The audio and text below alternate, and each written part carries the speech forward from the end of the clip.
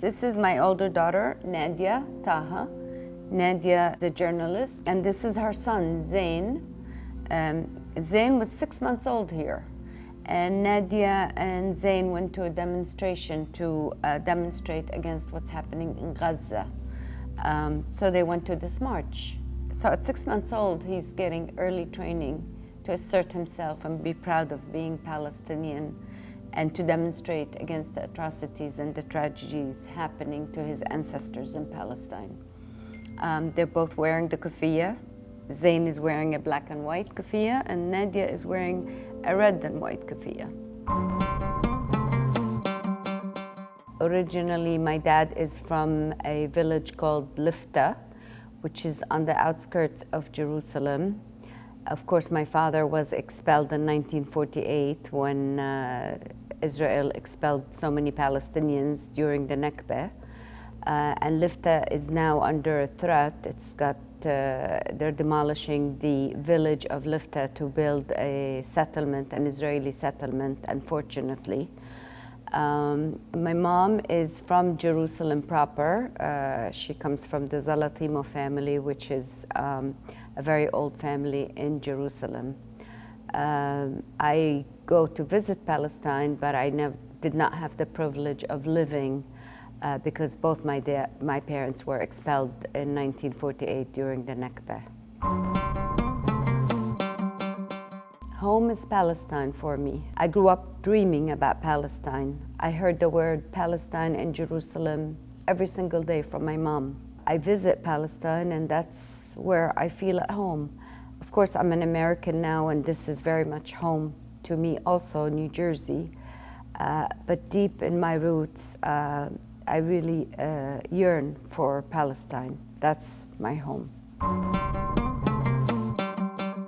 I decided that I want to own a home on the West Bank in Palestine. I have 2 daughters, and I wanted my daughters. I felt the need to go back to my roots, even though I never lived in Palestine. But I always dreamt about living in Palestine. So I bought an apartment in Ramallah, and I took my daughters, who were teenagers at that point. I wanted them to connect with Palestine.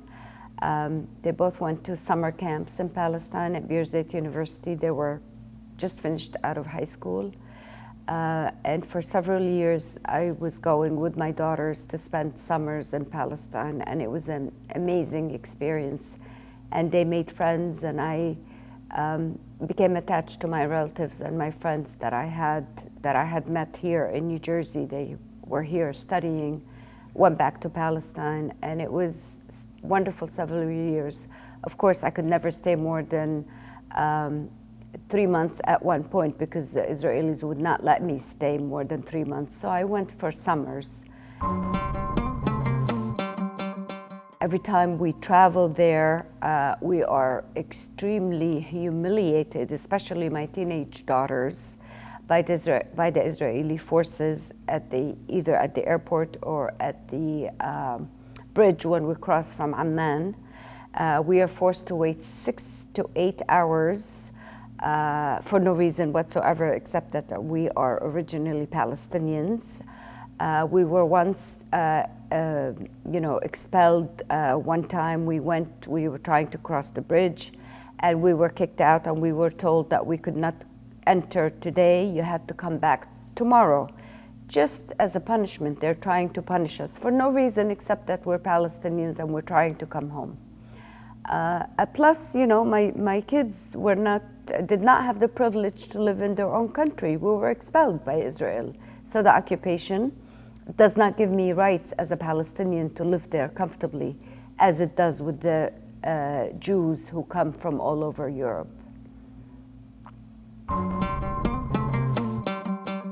Palestine, nothing is taken for granted.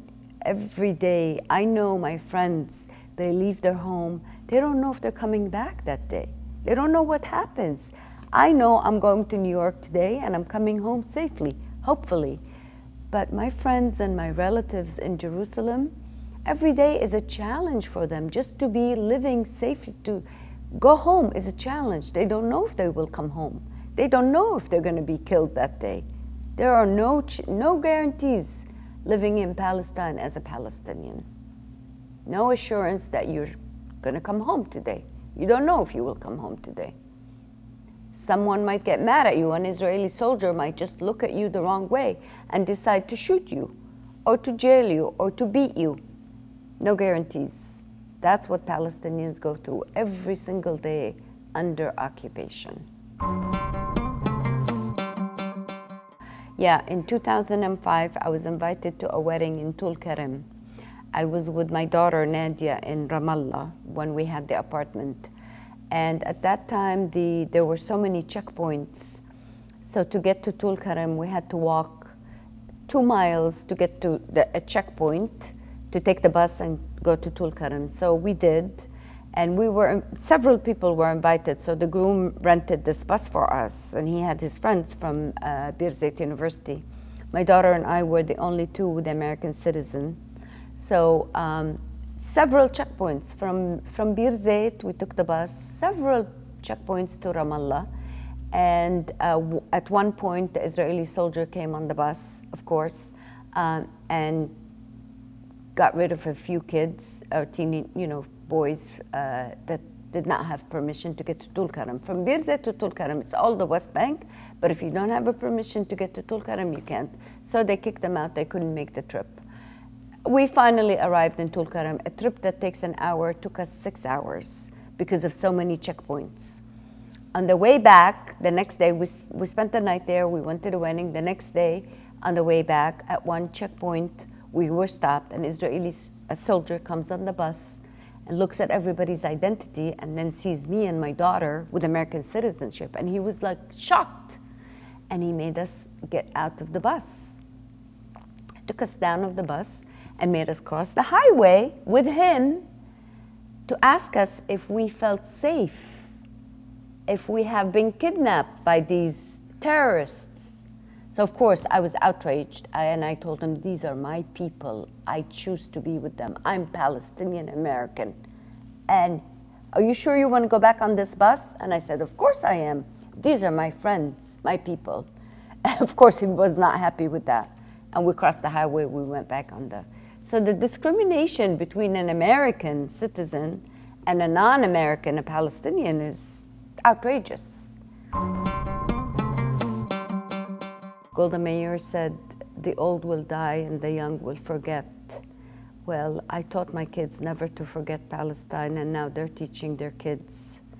My daughter, who's in Los Angeles now, and she's a union negotiator for the Journalism Guild in Los Angeles, takes her 6-month-old baby with her to demonstrations to demonstrate against the Israeli forces and against the occupation. So that's what I taught my children.